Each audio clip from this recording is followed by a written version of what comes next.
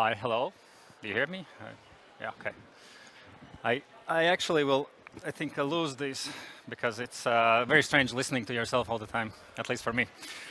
Hi, my name is Uģis.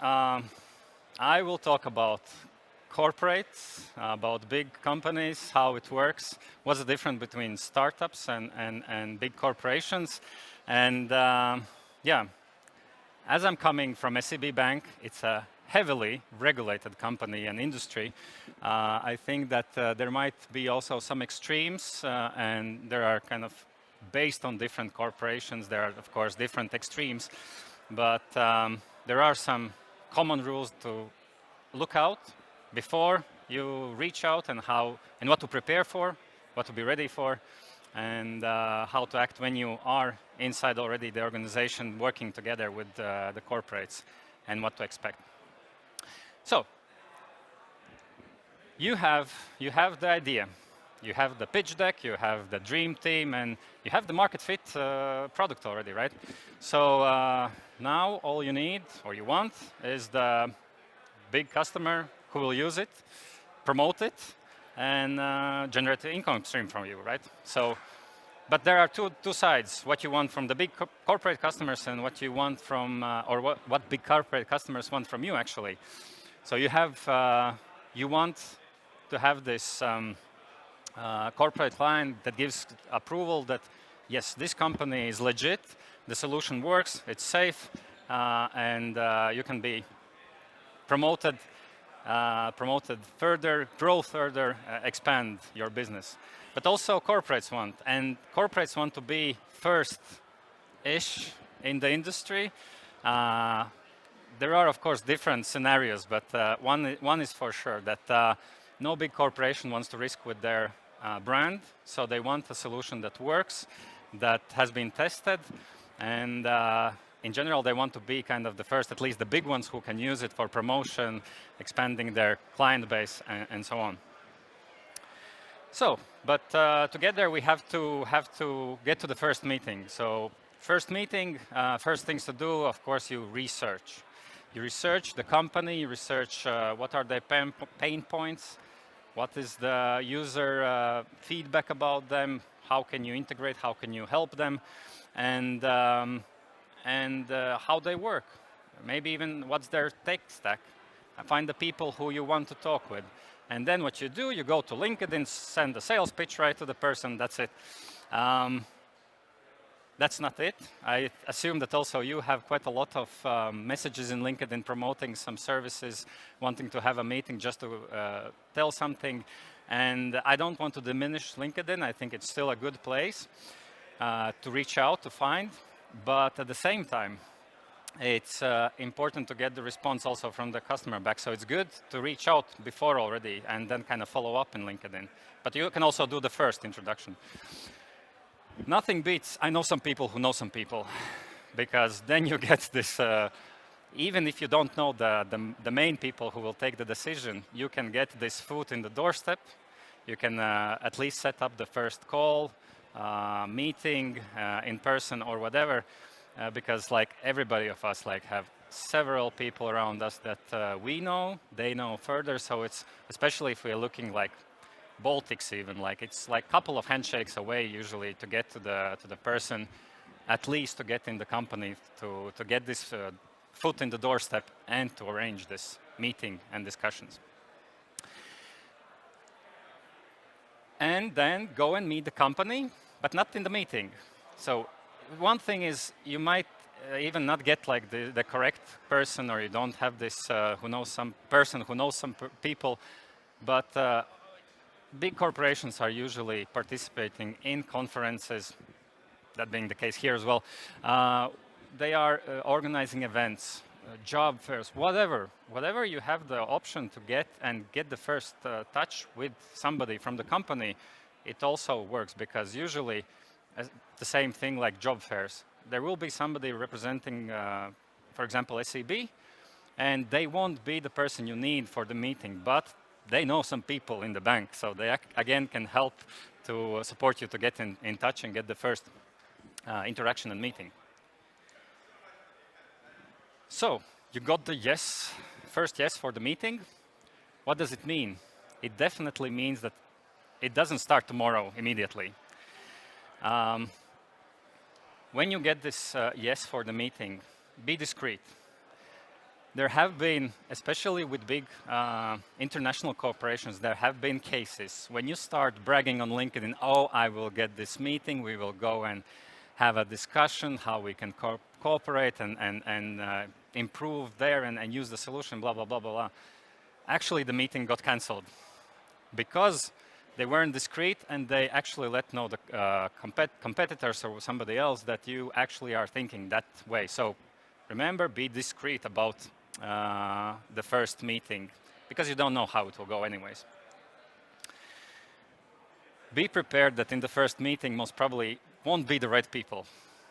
Still, it's a great opportunity to even find out more about the company, about the use cases, about the tech stack, about the actual problems, about the potential problems that you might have working together, or how you have to put yourself in the company to adjust to their way of working. So then they're not the right people, that's okay, just go ahead. Preparedness beats improvisation. You can improvise and you won't have all the answers to prepare for, but be prepared. Explore, research, find out as much as possible about the company, about how they're working, how the tech stack, how the release process works, if you can. And solution compatibility. This is also part of the preparation or in the first meeting to understand the tech stack, how you can actually integrate, because a lot of companies sell the idea, oh, we have the solution, it's just plug and play. Big corporations, small companies, startups, whatever, like it's usually one of those sales arguments in their homepage. Plug and play, it's so easy. Eventually, especially big corporations where the dependency or this tech stack is very limited, you very soon actually realize that even from your side as a startup to implement this, it will require a lot of effort and maybe even like redoing the product, because corporations mostly do not change their tech stack because of one solution. Yeah. So what you can again expect the process to be when you go into the company, discuss, and start preparing for this cooperation as well. So depending again from the company, but each and every company who has been for some time around, they will definitely have some legacy code. That means like they are working to refactor it, but based on the size, based on the speed, there definitely is a legacy code which can impact again this integration and solution. Streamline tools, tech stack, to avoid bureaucracy, to get some support better, to streamline amongst different teams and solutions, the support inside the team. Usually corporations have limited amount of tech solutions that they use just to make it convenient for the company. And it's not like they're not upgrading, just like you won't see the newest software usually in big corporations when it goes out. It is firstly tested, check if all is good, if there are not major bugs, and only then kind of start adapting that. Hierarchy, although a lot of corporations want to sell you that, oh, we are so flat, horizontal approach, the decisions are made fast, it's always more vertical than a startup, so it's gonna be more decision makers, more layers, more bureaucracy. Security. I cannot talk about all the corporations, but for a bank, it's a heavily regulated industry, and it's very sensitive to any vulnerabilities security-wise. So a lot of security checks, compliance, procurement. You will have to fill a lot of papers to meet all the regulations as a partner for the company, third-party solution provider. So again, just to prepare for the process, for those who haven't been inside a big corporation, security compliance will take a lot of meetings as well, or at least a lot of email exchanges. Before the meeting, what the customer expects as well. As I mentioned, big corporations, they are not ready to risk with their reputation. They want a solution that works. So they expect with this solution to have a low operational risk. So seamless integration, yes. Again, it's a nice selling point. It's not usually seamless. You have to usually either you as a startup need to adjust, or from the corporation side, if they really want to use your solution, they might adjust, but it will again take more time than expected. But as seamless integration as possible, that's the best. Accountability and SLAs. One is to be accountable for the solution as well. Once it's integrated, the commitment that you will quickly investigate if there are any incidents or bugs that actually impacts the customers, impacts the customer NPS, and so on, so on. That's what, again, a big corporation always will ask and expect. And the predictability in delivery. So, definitely, again, a lot of planning in big companies because a lot of teams, a lot of dependencies. So when you come in, you are ready to have like worked on immediately. Like let's do this month, next month, let's do it. Let's integrate it and be happy. For big corporations, usually to align with all the stakeholders, with all the teams, quarterly plannings, yearly plannings. So you cannot expect for corporations to act very fast.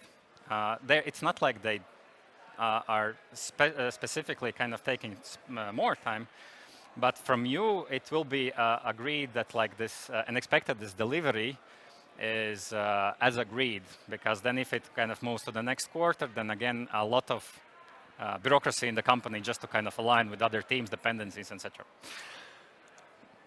Good job, you have the meeting. Congratulations, pat on shoulder.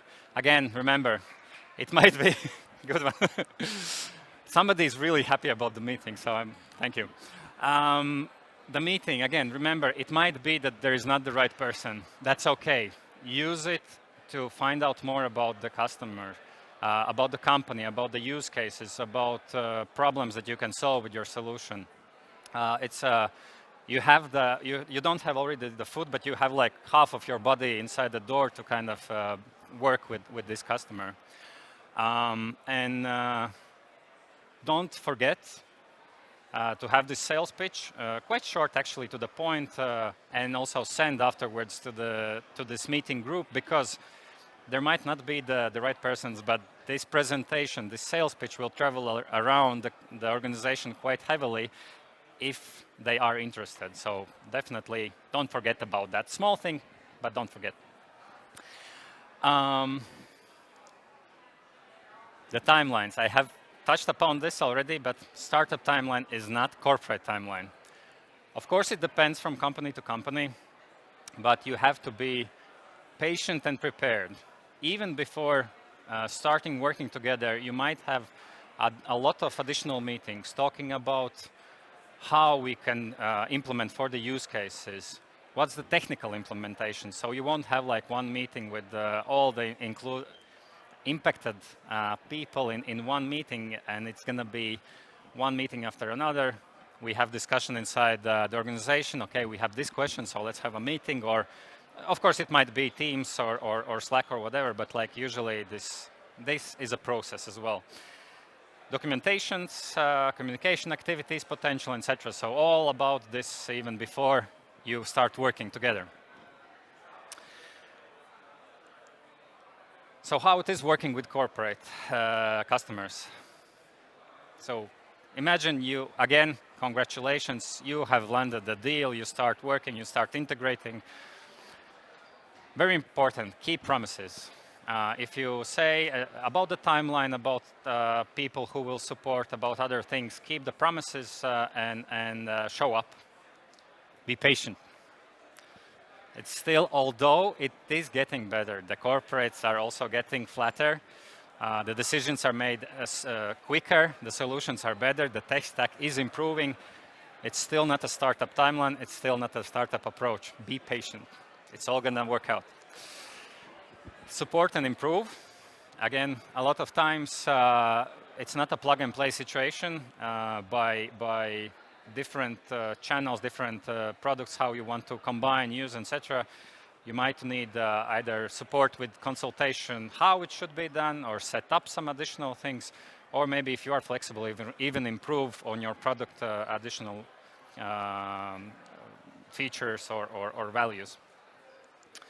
And expect that working with corporates, you will have regular alignments. You have to check up all the time, how it's going, timeline, just to kind of keep this openness, transparency, and delivery timelines, basically, yeah. So now it's the ad part about SEB, how we work and what we do. So we have couple, or actually we have a dedicated team, SEB Innovations team. There are people also here from that team which are working up with partners, with different universities or startup school and so on. So what we do, we provide for research, as business cases, business problems to research and find solutions. We participate in events as mentors, supporting with our knowledge about the industry, about financing, about product development, about whatever we can support, we support. We have grant programs and TV shows, million worth of ideas. I think our organization also does quite a good job with promoting in the social media networks, so be sure to open up and subscribe if you want to see us and where we are. We are with our partners also validating ideas and testing new ideas, new approaches, which as well quite often, or sometimes not, but it ends up in actual cooperations and working solutions. And most important thing is that, as I said, you have to go out and meet the people in the conferences, in their organized events. So also if you see that we somehow can cooperate, or you want to have some answers questioned, or you're just kind of interested about the banking industry, so feel free to approach us. Also, we are checking the mail in LinkedIn as well, so write to us. But yeah, feel free to reach out towards us. And the last thing, just quickly, 4 things. Learn, research about the industry company, find the people who know some people, who know some people, who know some people, be prepared and patient, and build relationships and trust with the companies. So great success, landing.